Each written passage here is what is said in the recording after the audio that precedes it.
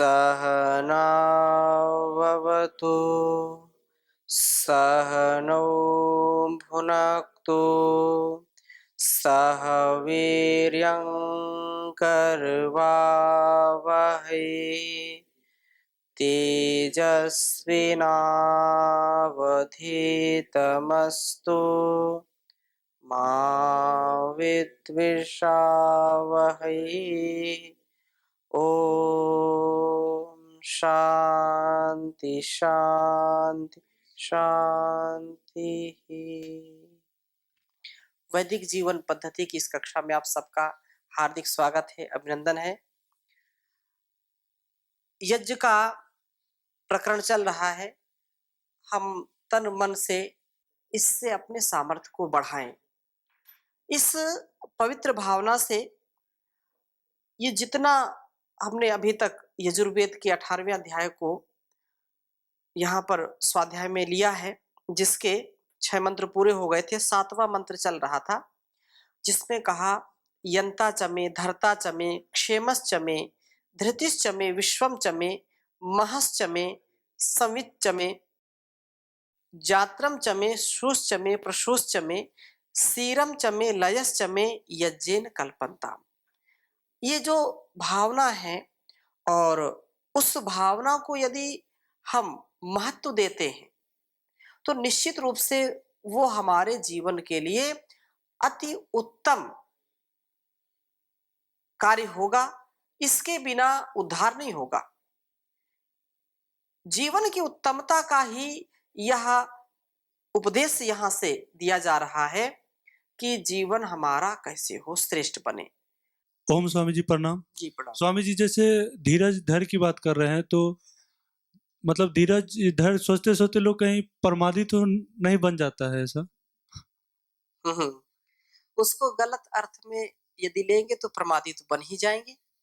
हाँ, यदि आपको कहा जाए कि चलो सुबह जल्दी उठ करके योग करना है, जिससे व्यक्ति स्वस्थ रहेगा, तन मन स्वस्थ रहेगा, अरे कोई बात नहीं, धीरज रखो, अभी तो बहुत दिन जीना, फिर बाद में कर लेंगे, हैं हैं अगर ऐसी भावना आएगी तो जरूर ये प्रमाद है ये, और प्रमाद मृत्यु कहलाती है। अरे अभी तो जीवन पड़ा, फिर पढ़ लेंगे कभी, क्या जरूरत है वैदिक जीवन पद्धति पढ़ने की, क्या जरूरत है अष्टाध्यायी दर्शन पढ़ने की, बाद में पढ़ लेंगे, धैर्य रखो। कहाँ हमारा जीवन अभी व्यतीत होता जा रहा है, अभी तो बहुत दिन जीना है, फिर देखेंगे, तो ये प्रमाद है। यह चेद अवेदित अथ सत्यमस्ति ना चेद यह वेदिन महति विनष्टि भूतेषु भूतेषु विचित्य धीरा प्रेत्यस्मा लोकात् अमृता भवन्ति। ये कहा कि जो शुभ कर्म है, जो तत्व ज्ञान है, जो हमारे लिए करने योग्य है, उसको आज ही कर लो, और नहीं करोगे तो महान विनाश हो जाएगा। और हमारे ऋषि मुनियों ने ऐसा किया है, इसलिए ऐसा जो लोग जानते हैं कि वास्तव में जो सही है उसको आज ही करो, अभी इसी वक्त करो, उसको छोड़ना नहीं है। इधर धैर्य रखो, फिर करेंगे, इसमें क्या जल्दबाजी, कोई ट्रेन छूट जा रही है। अगर ऐसा विचार करेंगे तो फिर ठीक नहीं। हाँ, एक दिन में सारी चीजें उपलब्ध नहीं हो सकती हैं, उसके लिए आपको रोज प्रयत्न करना पड़ेगा, रोज नित्य प्रति उसके लिए अपनी शक्ति और सामर्थ्य लगाना पड़ेगा, तब जाकर के वो होगा। ऐसा नहीं कि नहीं ठीक है, अभी कोई बात नहीं, फिर कल कर लेंगे, परसों कर लेंगे, है? काल करे सो आज कर, आज करे सो अब, पल में परलय होएगी, बहुरी करोगे कब रे कबीरा, बहुरी करोगे कब। जो आज करना उसको अब करो, जो कल करना तो उसको आज कर लो। बार बार ये सोचने की बात नहीं, फिर कब करोगे, आज अभी इसी वक्त जो शुभ है उस शुभ का आधान करें। तो आगे चले। विश्वम चमे, इसकी चर्चा हम कर रहे थे कि वह परमात्मा धैर्य के साथ जब हम आगे बढ़ते हैं तो विश्वम चमे, उस परम पिता परमेश्वर को धैर्य के द्वारा संपूर्ण संसार में प्रविष्ट परमात्मा को भी मैं प्राप्त कर पाऊं, ऐसा सामर्थ्य मुझ में आए। और महाश्चर्य जो आया है वह मुझ में प्रभु पूजा की प्रवृत्ति का विकास करे, अर्थात मुझ में परमात्मा की पूजा की प्रवृत्ति हो, अर्थात उसके प्रति मेरा पूर्ण समर्पण हो, कृतज्ञता की भावना हो, जिससे वह जो उसकी कृपा है उसको मैं पा सकूं। संविच्च में प्रभु पूजा से वेद शास्त्र ज्ञान जो है हमारा हो, वेद सम्मत जो जीवन है उसको हम जाने, उसके अनुसार अपने जीवन को उत्तम बनाने का पूरा प्रयास करें और ईश्वर की भक्ति के साथ हमको शक्ति भी मिलती रहती है। यदि भक्ति नहीं करेंगे तो शक्ति मिलेगी नहीं, भक्ति से शक्ति मिलेगी, फिर धीरे धीरे हमको मुक्ति की ओर अग्रसर होना है।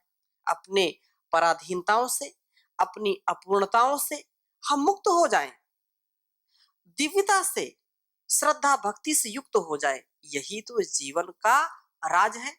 और ये जो बात कही है महश्च में मुझ में प्रभु जो है पूजा की प्रवृत्ति हो, और ईश्वर के चरणों से जब हम लगते हैं तो हमारा जीवन धन्य हो जाता है।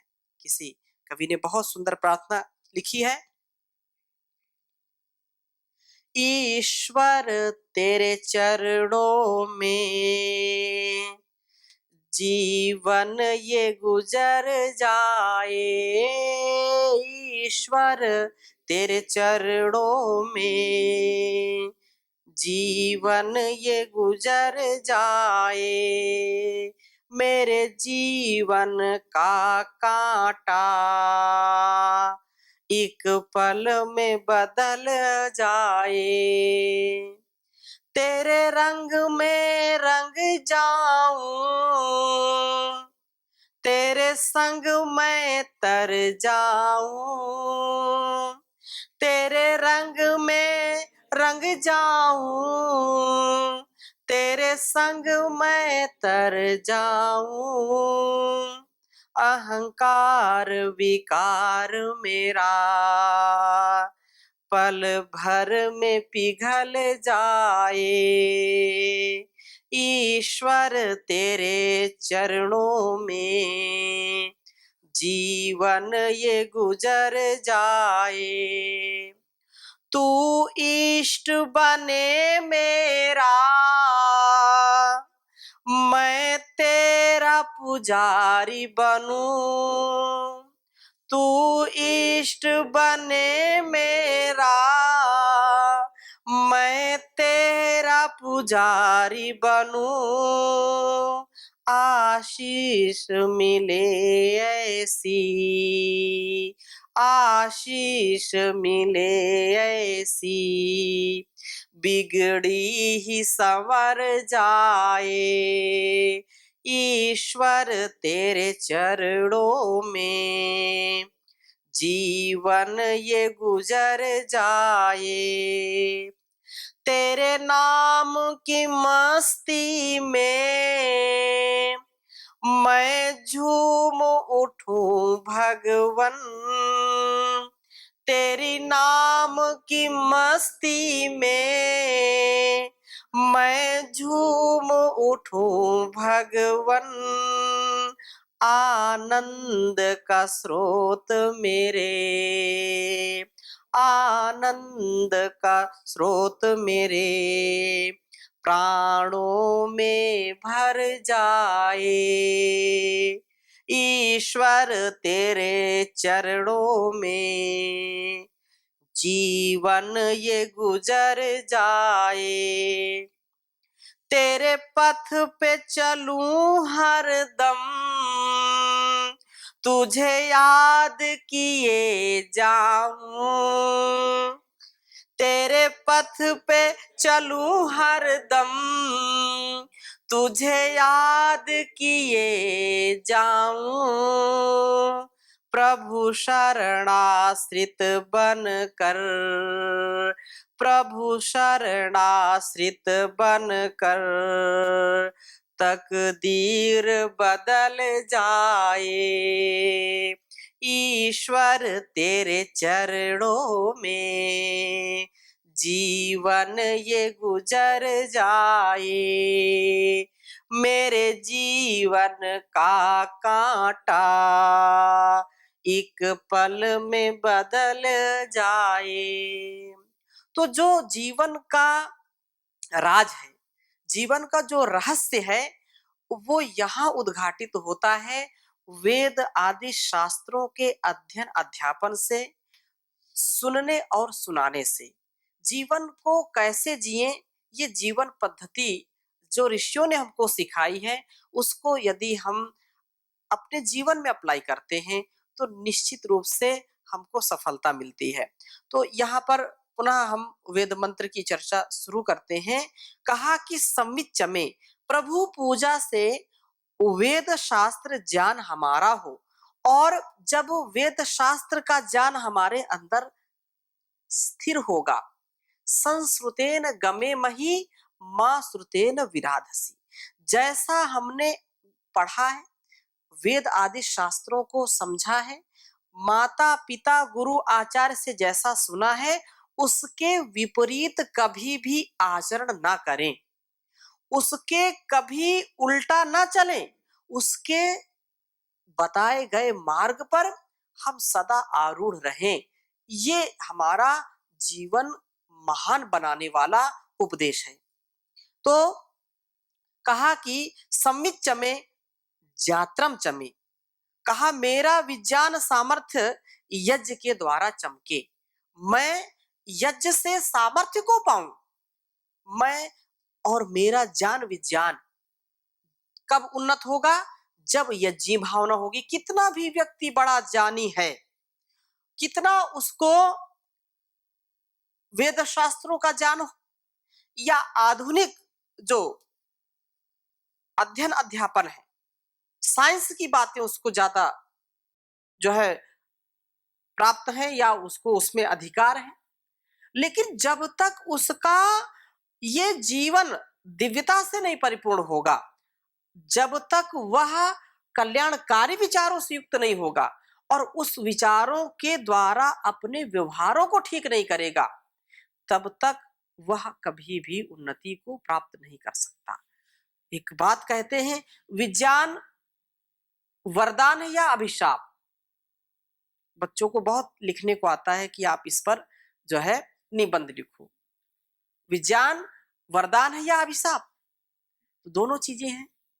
यदि विज्ञान का सदुपयोग करते हैं, विज्ञान के द्वारा हम चाहे चिकित्सा के क्षेत्र में हो, सुरक्षा के क्षेत्र में हो, शिक्षा के क्षेत्र में हो, अपने जीवन को और इस जगत को उन्नत बनाने का जो प्राविधान है, जो रास्ता है, जो पथ है, यदि लोक कल्याण की भावना से हम इसको प्रयोग करेंगे तो ये हमारे लिए वरदान होगा। और इसको यदि हम अपने व्यवहार में ना उतार करके दूसरों को सताने के लिए, दोहन के लिए, दूसरों को दबाने के लिए, यदि इसका दूसरों को हिंसित करने के लिए यदि इसका इस विज्ञान का जो हमारे अंदर ज्ञान है, जैसे मैं यदि शास्त्रों की बात करूं, कोई व्यक्ति चारों वेद याद किए हैं, उपनिषद दर्शन सारे याद किए हैं, और उसका आचरण नहीं करता है, वो सोचता है कि मैं तो बहुत याद किए हूं, और वो दूसरों पर रौब जमाता है कि इसको तो कुछ नहीं आता, ये तो बिल्कुल जो है कमजोर है, मूर्ख है, बुद्धू है, कुछ भी बोलते हैं। तो वो उसके लिए वो जो विद्या है वो कल्याणकारी नहीं होगी। दूसरी बात, जो लोक में हम देखते हैं कि किसी भी स्तर से, व्यवहारिक स्तर से, सामाजिक स्तर से, कैसी भी स्थिति हो, जिनके अंदर अल्प ज्ञान भी है और उनकी भावना शुद्ध है, उनके आचरण में उदारता है, उनके आचरण में पवित्रता है, ईश्वर के प्रति कृतज्ञता है, परस्परता युक्त जीवन जीते हैं, समरसता युक्त जीवन जीते हैं, उनके जीवन यज्ञ से परिपूर्ण है और वो सदा दूसरों के लिए वरदान ही सिद्ध होते हैं। अतः हम इस ज्ञान विज्ञान को यज्ञी भावना से परिपूर्ण कर लें। ठीक है, ज्ञान होना अलग बात है, लेकिन इस ज्ञान का आधान समष्टि के प्रति कैसे करें, लोक कल्याण के प्रति कैसे करें, इसको समझना पड़ेगा। जैसे एक कोई चिकित्सक है, उसको पता है, उसने विद्या प्राप्त की है, जो किसी विषय का विशेषज्ञ है, माना वो जो है शल्य चिकित्सा का ऑपरेशन उसको बहुत अच्छा आता है करना, उसमें विशेषज्ञता को प्राप्त किया है, स्पेशलिस्ट है उस चीज का। लेकिन वही स्पेशलिस्ट डॉक्टर यदि यज्ञी भावना से ओतप्रोत नहीं है, लोक कल्याण की भावना से ओतप्रोत नहीं है, तो वो लोगों का ऑपरेशन अपनी विद्या का, अपने उस हुनर का गलत प्रयोग करता है। जिसकी किडनी नहीं खराब है, उसको भी बोलता है किडनी खराब है, उसकी चुपचाप किडनी ऑपरेशन करके निकाल लेता है और उसका फिर वो तस्करी करता है। तो वो जाना तो लोगों के जीवन की रक्षा के लिए उसको सिखाया गया, लेकिन उसकी रक्षा ना करके वो जो रक्षक बन करके कार्य कर रहा है, वो उसके जीवन का भक्षक हो जाता है। क्यों? क्योंकि उसने इस चीज को नहीं समझा कि मुझको लोक कल्याण के लिए कार्य करना है, मुझको यज्ञी भावना से परिपूर्ण होना है। अतः यह जो बात कही है कि विज्ञान मेरा सामर्थ्य यज्ञ के द्वारा बढ़े चमके, सूश चमे, मुझ में प्रेरणा शक्ति हो, मैं अपने पुत्रों को उत्तम प्रेरणा दे सकूं। ये बहुत बड़ी बात है। माता पिता गुरु आचार्यों का ये परम कर्तव्य है कि अपने बच्चों को वो सद प्रेरणा दें। और सद प्रेरणा कौन देगा? जो स्वयं वैसा आचरण करता हो। जब स्वयं संध्या हवन नहीं करते तो अपने बच्चों को कैसे उपदेश करेंगे कि संध्या हवन करो? जब वो स्वयं निर्विकार नहीं है, विकार सहित हैं, तो बच्चों को कैसे कहेंगे कि आप निर्विकारी बनो? वो स्वयं ऐसे जटिलताओं से फंसे हैं, तो अपनी संतानों को कैसे वो प्रेरणा देंगे कि इन जटिलताओं से आप निकलो? खुद फंसे पड़े विषयों में, जकड़े पड़े हैं।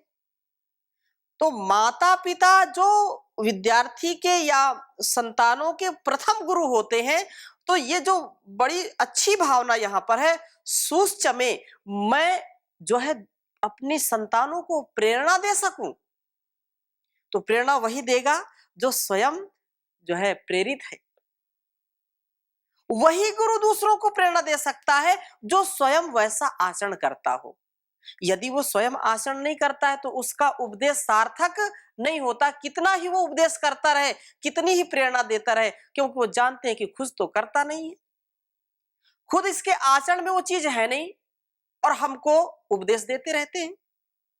तो सबसे पहले ऐसा मेरा सामर्थ्य यज्ञ से बढ़े कि सत्य का पालन करूं, सदाचार का पालन करूं, सदव्यवहार और सद संस्कार का पालन करूं, मेरे अंदर की जो न्यूनताएं हैं उनको मैं धीरे धीरे समाप्त कर दूं और अच्छी भावना से, अच्छे गुणकर्म स्वभाव से मैं जीवन को तरासूं।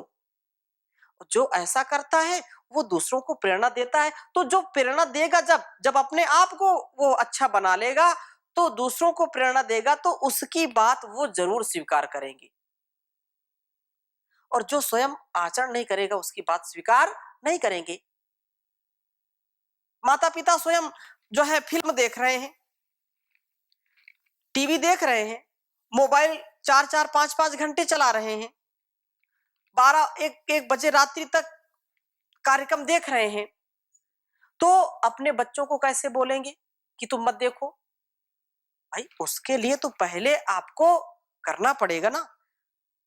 कोई बोले ये तो ठीक नहीं, इसको मत करो, तो वो सबसे पहले तपाक से बोलेंगे आप तो पहले बंद करो। तो ऐसी स्थिति ना हो, मैं श्रेष्ठतम बनूं और अपने शिष्यों को, अपने पुत्रों पुत्रियों को प्रेरणा दे सकूं। और आगे कहा प्रसूश्च में, मुझ में उत्पादन सामर्थ्य हो, अर्थात धन आदि के उत्पादन के लिए अपने शारीरिक सामर्थ्य को भी बढ़ाऊं और अपनी जो उत्पादन जो है, अन्न उत्पादन हो, धन का जो है मैं अर्जन करूं, ज्ञान का अर्जन करूं, उत्पादकता से परिपूर्ण मेरा जीवन हो, ये बात है। अनुत्पादक कार्य ना करें। परम पूज्य स्वामी जी महाराज बार बार इस बात को दोहराते हैं कि अनुत्पादक कार्यों में मैं ना लगूं, मेरी रुचि उसमें ना हो। जो उत्पादकता को बढ़ाने वाले कार्य हैं उनसे मैं सदा ओतप्रोत रहूं। और अगली बात क्या है? सीरम चमे हल मेरा हो, हल से भूमि को जोत करके मैं उत्तम धन धान्यों को प्राप्त करूं। जो कृषक है वो जब खेत में हल चलाएगा तभी तो अन्न पैदा होगा। इसलिए जो व्यापारी है वो व्यापार का कार्य जब ठीक संभालेगा तो वहां सारे जीवन का हल मिलेगा।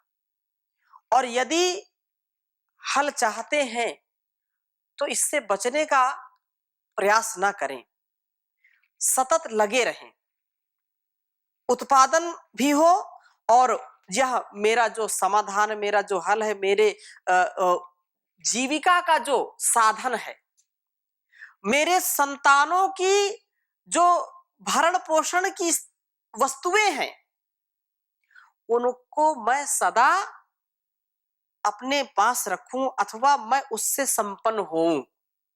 जिसका जो जो कर्तव्य है, जो जो ड्यूटी है, वो अपने ड्यूटी पर सदा निरत रहे। लय चमे कृषि आदि के प्रतिबंधों को विलीन कर कृषि को उन्नत करूं, ये हमारी भावना है। क्योंकि कृषि का कार्य बहुत उत्तम है। हाँ, कुछ ऐसी परिस्थितियां हो जाती हैं जहां पर कृषि घाटे का भी सौदा हो जाता है। कभी जो है वातावरण दूषित हो गया, कभी बाढ़ आ गई, कभी ओला जो है गिर गए, कभी भयंकर बरसात हो गई, कभी सूखा हो गया। ये सारी चीजें चलती रहती हैं, क्योंकि पर्यावरण जब प्रदूषण बढ़ता है तो निश्चित रूप से ये चीजें होती हैं। इससे बचने का उपाय यही है कि यज्ञ करें और कराएं। उसका प्रसंग आगे हम लेंगे, परंतु ये जो विज्ञान है, इस विज्ञान को हम जाने, समझें और इससे यथा योग्य उपकार को ले सकें। हमारी ये सब वस्तुएं यज्ञेन कल्पन्ताम, प्रभु संपर्क के द्वारा संपन्न हो। उस प्रभु के संपर्क में आने से यह मेरा सारा अस्तित्व पवित्रता को प्राप्त हो जाए। हमारी जो हम इंद्रियाश्वों का नियमन करके उनको मन में धारण करें, जिससे अपने क्षेम का जो है साधन कर सकें। ये जो क्षेम है, जो अब मेरे लिए कल्याणकारी है, योग क्षेम वहाम्यहम, अर्थात जो मैंने अभी तक प्राप्त किया है, जो कुछ मेरे पास है उसकी मैं रक्षा करूं, और जो नहीं है, जो अप्राप्त है, उसके लिए मैं पुरुषार्थ करूं। रक्षा और पुरुषार्थ, जो कुछ मेरे पास है उसकी सदा रक्षा करना। माता पिता गुरुजनों से जो ज्ञान विज्ञान मिला है वो कहीं कम ना हो जाए, उसका भी ध्यान रखना है। और जो ज्ञान नहीं है अभी मेरे पास, उसको भी अर्जित करने का उद्यम करना, पुरुषार्थ करना, जिससे यह मेरा पढ़ना पढ़ाना, मेरा सुनना सुनाना, ये सब सार्थक हो, निरर्थक कुछ भी ना हो। हे नाथ अब तो ऐसी कृपा हो, जीवन निरर्थक जाने न पाए। ये निरर्थक न जाने पाए। ये मन तो मनमानी करेगा, करने दो, लेकिन मन के लिए एक संयम का खूंटा गाड़ के रखना पड़ेगा आपको। संयम की डोर से इसको बांधना पड़ेगा। और संयम की डोर क्या है? ये वेद रूपी जो वचन है, ये संयम का काम करेगी। इसमें बांध दीजिए, और जब इसमें बांध देंगे तो बांधने से भी हमारा कल्याण होता है। बिना बंधन के तो कोई कार्य होता नहीं, बंधन में ही सृजन है। यदि बंधन नहीं तो सृजन भी नहीं। मां के गर्भ में शिशु 9 माह तक बंधन में रहता है कि नहीं, तभी उसका सृजन होता है। और यदि बंधन में नहीं आएगा तो कभी उसका सृजन हो नहीं सकता। राष्ट्र के लोग यदि बंधन में नहीं रहेंगे, नियम में जो संविधान है, जो एक मर्यादा है, पारिवारिक जो मर्यादा है, सामाजिक जो मर्यादा, ये बंधन ही तो है। अगर ये नहीं होंगे तो फिर कैसे कल्याण होगा। इसलिए ये जो इंद्रियां हमारी हैं, इनको हम सदा बचा करके रखें। इन अश्वों को जो विषयों की ओर दौड़ते हैं उससे हम बचें, विषयी ना बने। यदि अमरता को प्राप्त करना चाहते हैं, श्रेष्ठ ज्येष्ठ जीवन को प्राप्त करना चाहते हैं, तो विषयों को विषवत त्यज, विषयों को विष के समान त्याग देना चाहिए। विषयों को कभी भी मुंह से नहीं लगाना चाहिए, विषयों को विष के समान त्याग दीजिए, तभी कल्याण होगा।